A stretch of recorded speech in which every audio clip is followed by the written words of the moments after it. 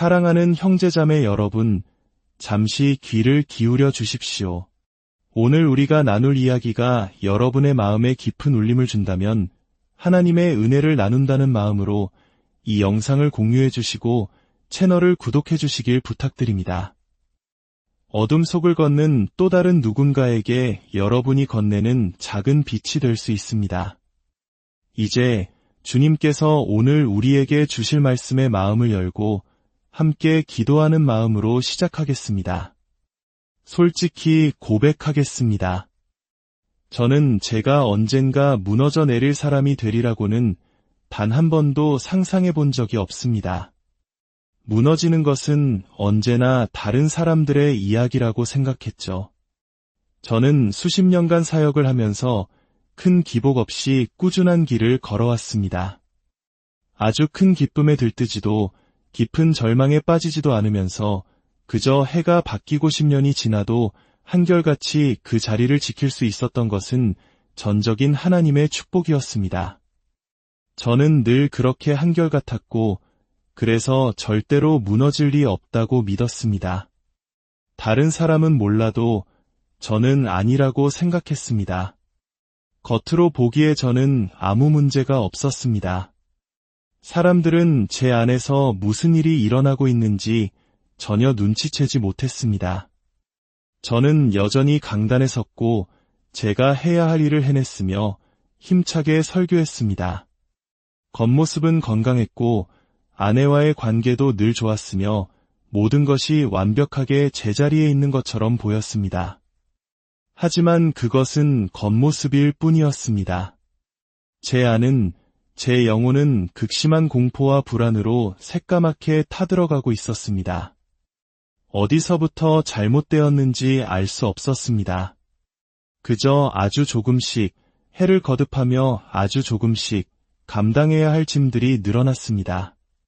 처음에는 조금 더, 그 다음에는 또 조금 더. 그러다 어느 순간 이건 좀 너무 많은 것 같은데라는 생각이 들었지만 짐은 또 조금 더 늘어났습니다. 이대로는 계속할 수 없어라고 느꼈을 때 또 다른 무게가 저를 짓눌렀습니다. 이러다가는 내가 망가지겠구나 하는 두려움이 엄습했고 곧이어 이 무게가 결국 나를 죽일지도 모른다는 생각에 이르렀습니다. 정말입니다. 이 모든 짐들이 저를 죽일 것만 같았습니다. 이런 이야기가 너무 현실적이라서 불편하신가요? 우리는 교회 안에서 늘 거룩한 가면을 쓰고 목회자는 아무런 문제도 없는 슈퍼맨처럼 보여야만 할까요? 아닙니다. 저는 정말로 죽을 것 같았습니다. 사역을 시작한 지 거의 30년이 되어서야 저는 도움이 필요하다는 것을 인정해야만 했습니다. 부끄러웠습니다. 평범한 성도가 아니라 사람들을 이끌어야 하는 목회자라는 사실이 저를 더욱 부끄럽게 만들었습니다. 아마 지금 이야기를 들으시는 분들 중에도 저와 비슷한 분들이 계실 겁니다. 겉으로는 여전히 출근하고 사람들을 만나 웃고 맡은 일을 해내고 있지만 속으로는 깊은 우울감과 싸우고 있거나 끊임없이 밀려오는 불안감에 시달리거나 혹은 너무 많은 스트레스로 인해 모든 것을 놓아버리고 싶을 만큼 지쳐있을지 모릅니다. 이러다 완전히 소진되어 버릴 것 같은 번아웃 직전의 상태에 놓여 있을지도 모릅니다. 만약 당신이 지금 그런 정신적인 어려움 속에 있다면 기억하십시오.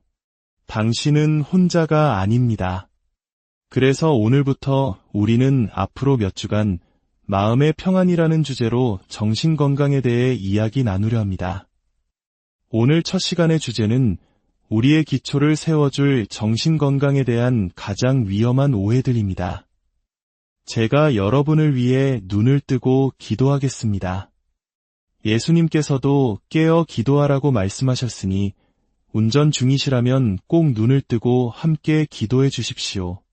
사랑과 자비의 하나님 아버지, 데살로니가전서 5장 23절 말씀에서 평강의 하나님이라 불리시는 주님, 우리를 사랑하시는 아버지께서 친히 여러분을 온전히 거룩하게 하시고 여러분의 온 영과 혼과 몸이 우리 주 예수 그리스도께서 강림하실 때에 흠없게 보전되기를 원합니다. 우리를 부르시는 이는 신실하시니 그가 또한 이루실 것입니다. 평강의 하나님께서 여러분 모두에게 치유의 은혜를 베풀어 주시기를 간절히 기도합니다. 옆에 앉은 분에게 이렇게 말해봅시다. 하나님이 나의 평안이십니다. 한 번 더 말해볼까요? 하나님께서 당신의 평안이십니다. 온라인으로 함께 하시는 분들도 채팅창에 남겨주세요. 하나님이 나의 평안이십니다. 오랫동안 교회에서는 정신건강에 대해 이야기하는 것을 금기시하는 분위기가 있었습니다. 그것은 마치 믿음이 없는 사람들의 문제이거나 세상적인 문제일 뿐 교회 안에서 다룰 주제가 아니라고 여겨졌습니다. 예수님을 믿으면 모든 문제가 해결되는데 왜 정신적인 어려움을 겪느냐는 암묵적인 비난이 존재했습니다.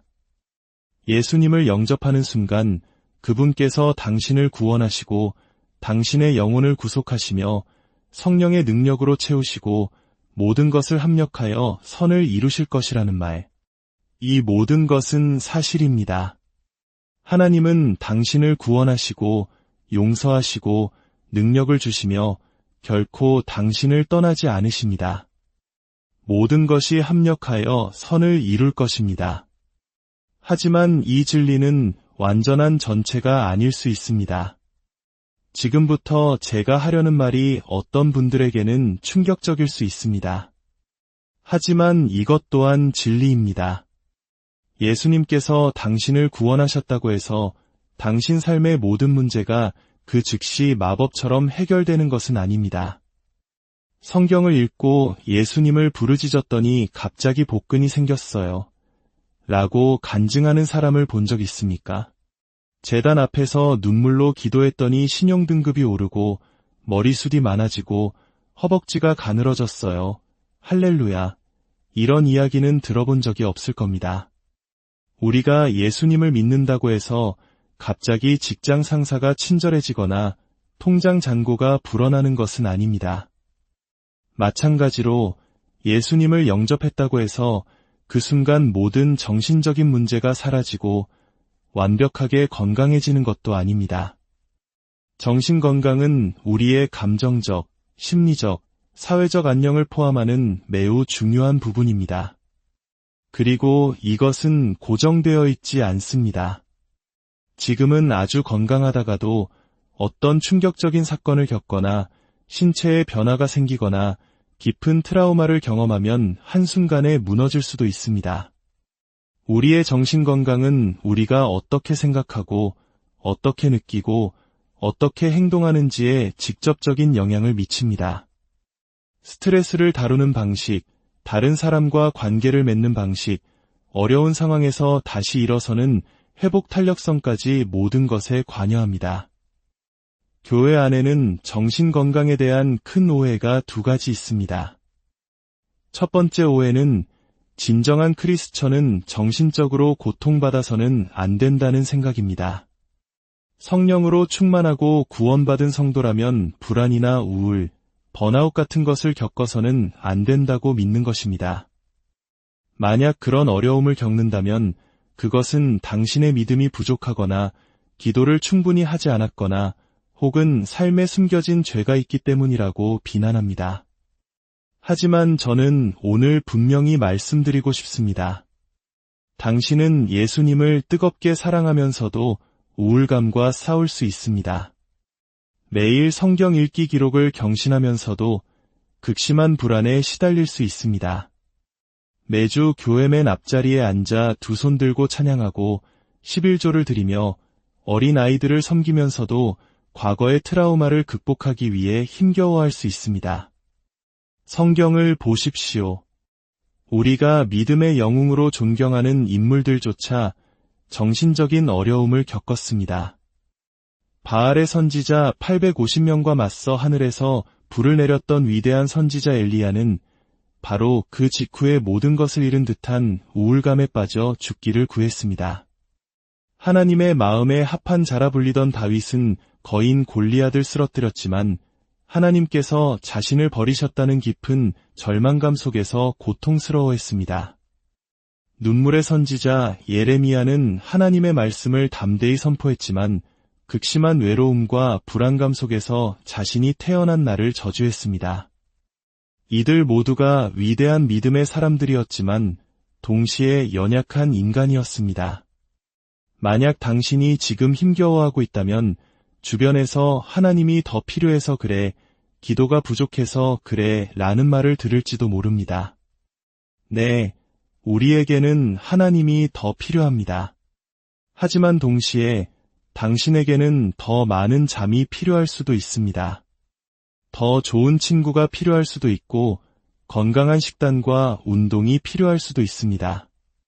때로는 전문가의 도움이, 의사의 진료나 깊이 있는 상담이 필요할 수도 있습니다. 힘들게 버티고 있다는 사실이 당신이 나쁜 크리스천이라는 증거가 아닙니다.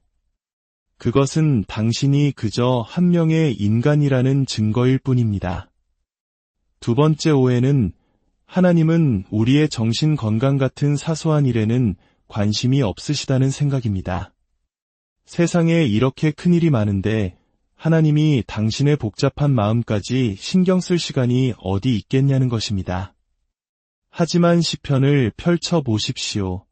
시편은 우리의 영혼의 일기장과도 같습니다. 그곳에서 우리는 하나님께서 우리 삶의 가장 작은 부분까지 얼마나 세밀하게 돌보시는지를 발견하게 됩니다. 여호와는 나의 빛이여 나의 구원이시니 내가 누구를 두려워하리요. 여호와는 마음이 상한 자를 가까이 하시고 충심으로 통회하는 자를 구원하시는도다. 하나님은 우리의 피난처시여 힘이시니 환난 중에 만날 큰 도움이시라. 여호와는 나의 목자시니 내게 부족함이 없으리로다. 그가 나를 푸른 풀밭에 누이시며 쉴만한 물가로 인도하시는도다. 내 영혼을 소생시키시고 하나님은 당신을 아끼십니다. 당신의 모든 것을 아십니다. 그리고 시편에는 하나님을 향한 찬양뿐 아니라 한 인간이 정신적으로 무너져 내리는 처절한 모습 또한 담겨 있습니다. 시편 88편은 성경 전체에서 거의 유일하게 긍정적인 희망의 메시지 없이 끝나는 시입니다. 이 시를 쓴 사람은 헤만이라는 인물입니다. 그는 지혜가 뛰어나고 재능 있는 음악가였으며 자녀들을 신실하게 양육했고 왕에게 충성했던 존경받는 하나님의 사람이었습니다. 오늘날로 치면 교회의 장로님이자 모두가 조언을 구하고 싶어하는 믿음의 선배와 같은 사람이었죠. 그런 그가 이렇게 절규합니다. 나는 재앙으로 가득 차 있고 내 생명은 죽음에 가까워졌나이다. 나는 힘이 다 빠진 사람과 같이 되었나이다. 나는 무덤에 누운 자 같으며 주께서 다시 기억하지 아니하시는 자 같으니 나는 주의 손에서 끊어졌나이다. 그는 자신이 하나님께 완전히 잊혀지고 버림받았다고 느꼈습니다. 하지만 이 깊은 어둠 속에서도 그가 유일하게 옳게 한 일이 있습니다. 그것은 바로 절망 속에서도 계속해서 하나님을 향해 부르짖었다는 것입니다. 지금 당신이 고통 속에서도 이 말씀을 듣고 있는 것처럼 말입니다. 그는 이렇게 외칩니다. 여호와여, 오직 내가 주께 부르짖었사오니 아침에 나의 기도가 주께 이르리이다. 하지만 그의 기도는 응답받지 못한 것처럼 보였고 그는 고통스럽게 묻습니다. 여호와여, 어찌하여 나의 영혼을 버리시며 어찌하여 주의 얼굴을 내게서 숨기시나이까.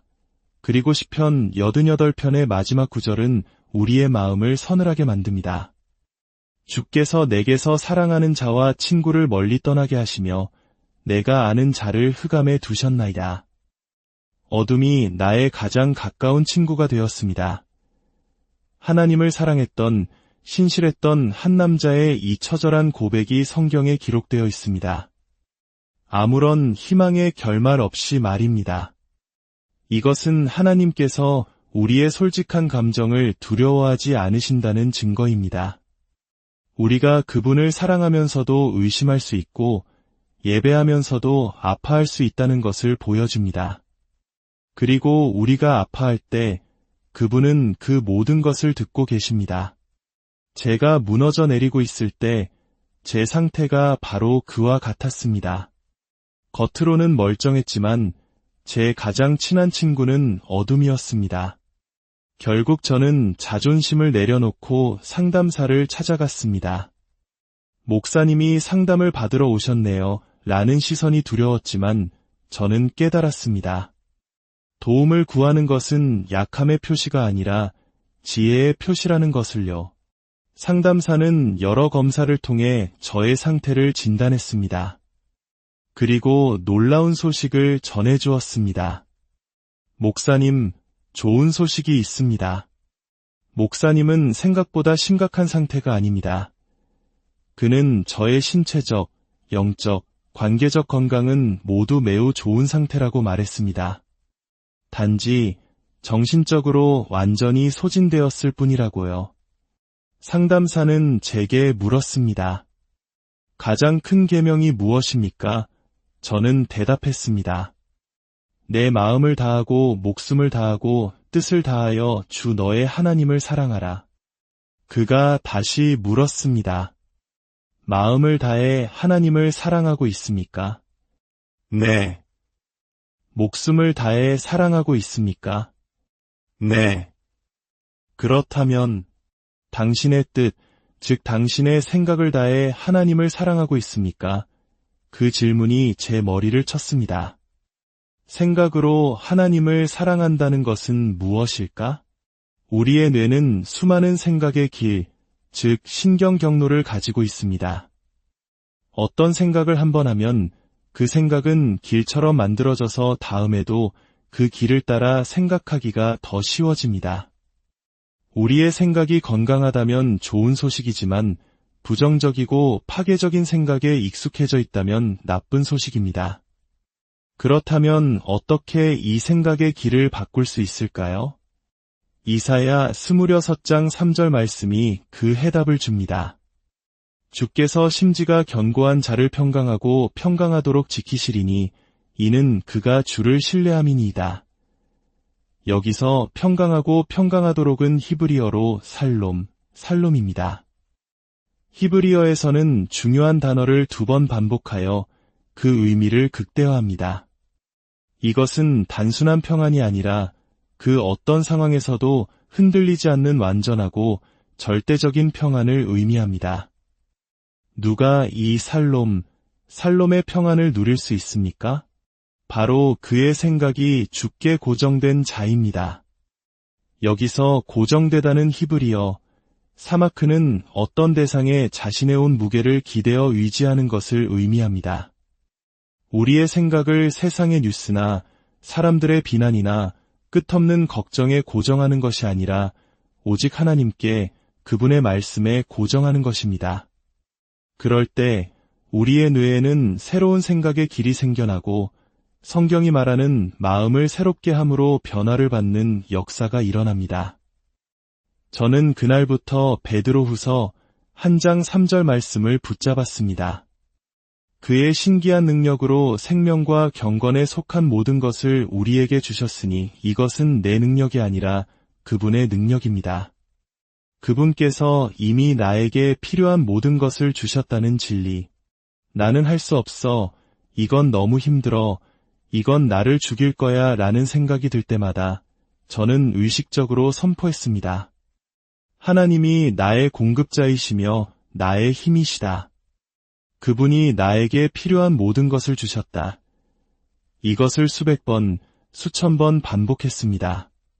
그러자 아주 서서히 제 생각의 길이 바뀌기 시작했습니다.